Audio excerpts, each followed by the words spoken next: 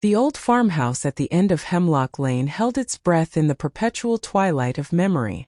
Its porch sagged like a weary spine, and the white paint, once proud and bright, had blistered and peeled into a map of long, lonely years. But for the dog, a soul of unwavering gold and russet fur named Buddy, this decaying structure was not a house at all. It was a cathedral. Every warped floorboard was a pew, every sunbeam slanting through a cracked window a stained glass illumination, all leading to the altar of the front door. This was where she had last stood. This was where he kept his vigil. Buddy no longer heard the scuttling of mice in the walls or the mournful sigh of the wind through the broken barn slats. His world had distilled into a single silent sense: waiting.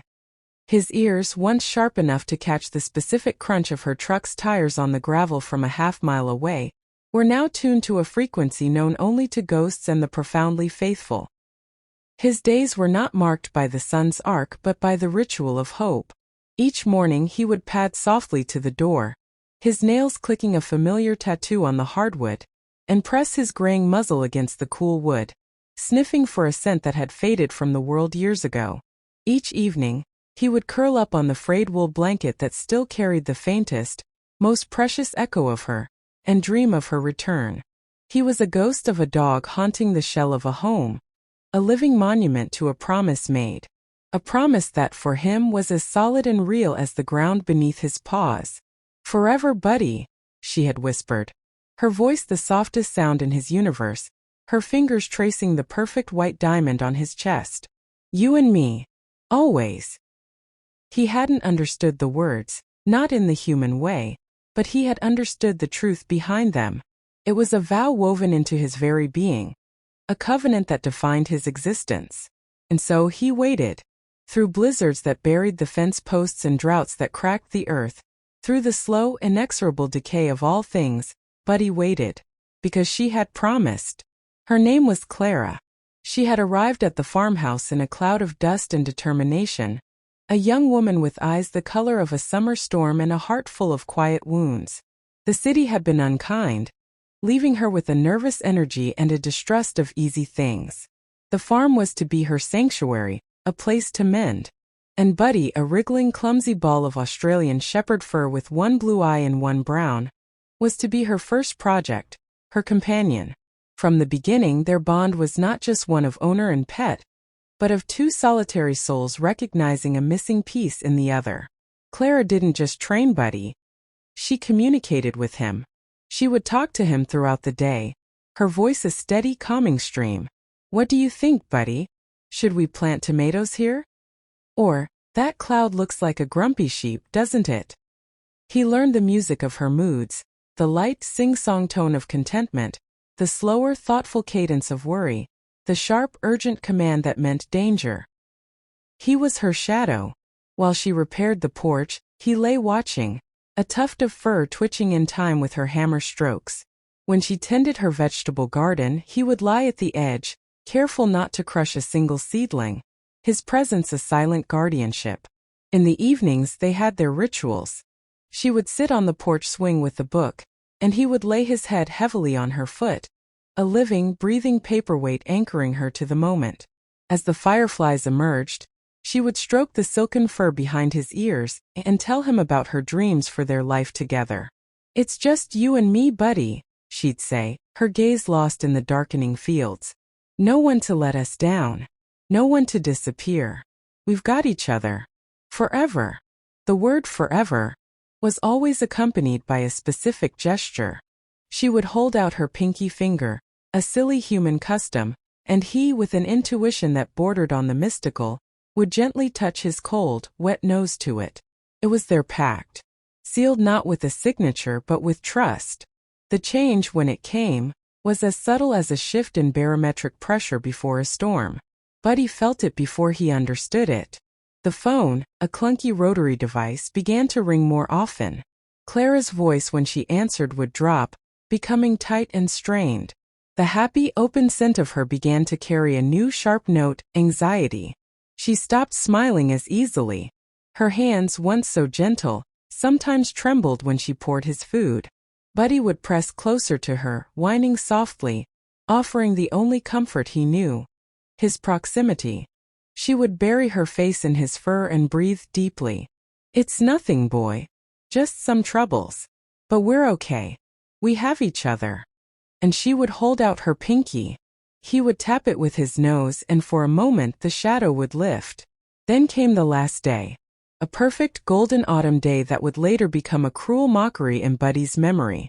The air was crisp, the sky a brilliant, untroubled blue. Clara had been quieter than usual, but there was a frantic energy to her movements. She cleaned the house with a strange ferocity. She filled his water bowl to the very brim and gave him a heaping portion of food, along with a special store-bought bone, a rare and wonderful treat. "Be a good boy, Buddy," she said, her voice thick with an emotion he couldn't name.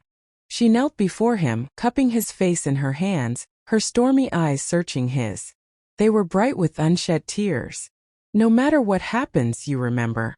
You remember me. You remember this." She held out her pinky. He nudged it, his tail giving a slow, uncertain wag. "Forever," she whispered, the word catching in her throat. She stood, grabbed a single small suitcase by the door and walked out. He trotted to the threshold, expecting to follow her to the truck as he always did for a trip to town. But she turned. "Stay, Buddy. Stay." The command was firm, absolute. It was a word he never disobeyed. He watched from the doorway as the old pickup truck coughed to life. She didn't look back.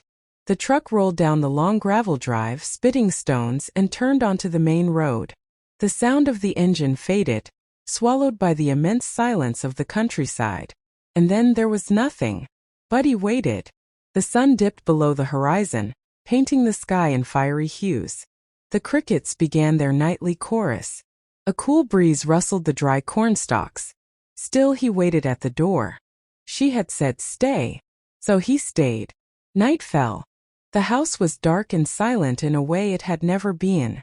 Her scent was everywhere, a tormenting presence. He didn't touch the food she had left. The special bone lay untouched. His whole world had narrowed to the command, "Stay," and the promise, "Forever." The first week was a symphony of misinterpreted sounds. Every rustle of leaves was her footsteps. Every distant engine was her truck returning. He would spring to his feet, his heart hammering against his ribs, his tail a frantic metronome of hope, only to have it still as a deer bounded past or a neighbor's car drove by on the distant road. The hope was a physical pain, a sharp, sweet ache that ended each time in a crushing vacuum of disappointment. The food and water ran out. Thirst and hunger eventually overcame his discipline. He ate the kibble, gnawed the bone, and lapped the last of the water. Confusion began to set in, a cold dread seeping into his bones. Where was she? The stay command was beginning to fray at the edges. Surely she hadn't meant for him to stay this long. He began to venture from the porch, but never far. He would trot to the end of the drive, his nose to the ground, searching for her fresh trail. But he found only the old, fading scent of her departure, overlaid with the smells of rain, raccoons, and decay. He would whine, a low, puzzled sound, and then hurry back to his post on the porch, afraid she might return the moment he left. Seasons began to change. The vibrant autumn leaves fell, leaving the trees skeletal against a gray sky. The first snow fell, a silent white blanket that muffled the world. Buddy, bred for herding in tough climates, endured. He found shelter in the barn, burrowing into the hay. He learned to hunt mice and drink from a leaky faucet that dripped icy water. He grew thinner, his coat becoming matted and thick with burrs. But his eyes, those mismatched windows to his soul, never lost their focus. They were always fixed on the driveway. The world outside the farm began to notice. Old Man Henderson from the next farm over drove up his lane one bleak November afternoon. Buddy, wary, barked a warning from the porch. "Clara!" Henderson called out, his voice rough. "You in there, girl?" He got out of his truck, his boots crunching on the frozen gravel. He saw Buddy, saw the desperate loyalty in his stance, saw the empty food bowl. He peered through a window into the dark, silent house. "Ah, hell!" he muttered, understanding dawning. He'd heard the rumors in town. A bad debt. A dangerous man she'd gotten mixed up with. A sudden midnight flight. No one knew where she'd gone. Most figured she wasn't coming back.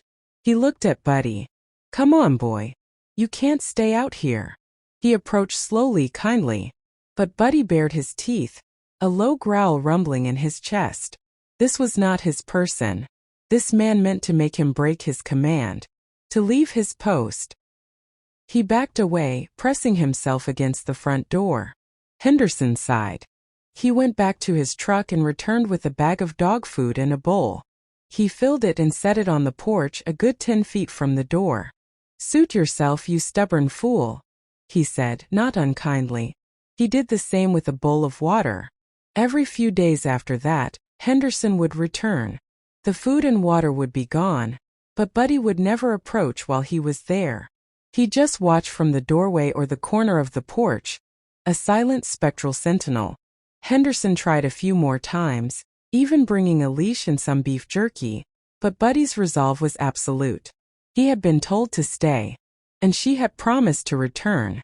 The story of the loyal dog on the old Hemlock Lane farm began to spread through the small town. It became a local legend, a bittersweet anecdote. People would sometimes drive slowly past the property, pointing. There he is, they'd say to their children. That's Buddy. He's waiting for his owner. She left years ago. Some of the more soft-hearted townsfolk started leaving offerings. A blanket on a cold night, a treat, a fresh steak. Buddy accepted these gifts but never the givers. He would wait until their cars disappeared before creeping forward to investigate. Years bled into one another. The farmhouse decayed further. A shutter tore loose in a windstorm. A section of the barn roof collapsed. Buddy aged. The gold and russet of his fur became streaked with gray. The spring in his step softened into a stiff, arthritic hobble. His hearing faded, so the world became a quieter, more distant place. But his sense of smell, the keeper of memory, remained sharp. And his eyes never dimmed. His life became a testament to routine. The morning vigil at the door. The slow, painful patrol of the property's perimeter.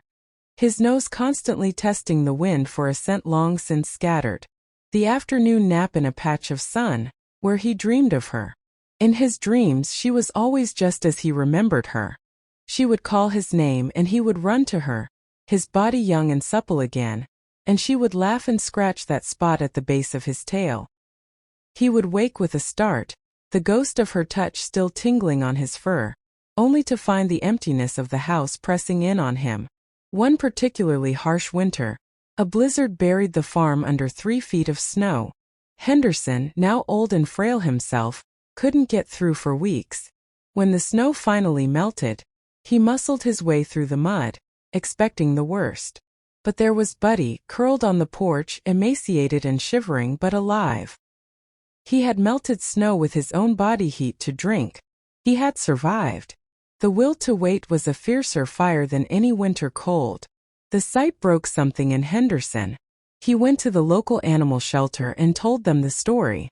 A young idealistic volunteer named Clara, with a heart too big for her own good, decided to try. She came every day. She didn't try to coax him off the porch. She just sat in her car reading a book. Then she started sitting on the hood of her car. Then on the bottom step of the porch. Weeks turned into a month. Slowly, carefully, she inched her way closer.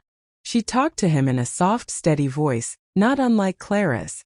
She brought him high-quality food, which he eventually accepted from her hand. She brushed his matted fur, her touch gentle and patient. He allowed it. There was a kindness in her that he recognized, a warmth that didn't seek to replace the sun he waited for, but merely to offer a small candle against the dark. One afternoon, as she was brushing him, a truck Buddy didn't recognize came down the lane. It was a realtor. A new for sale sign was hammered into the ground at the end of the drive. Clara looked at Buddy, her eyes filled with tears. "Oh, sweetheart," she whispered. "I'm so sorry." Buddy, for the first time, licked her hand. It was a gesture of gratitude, not transference of his loyalty. His promise was to another. But he seemed to understand that her kindness was a separate, beautiful thing.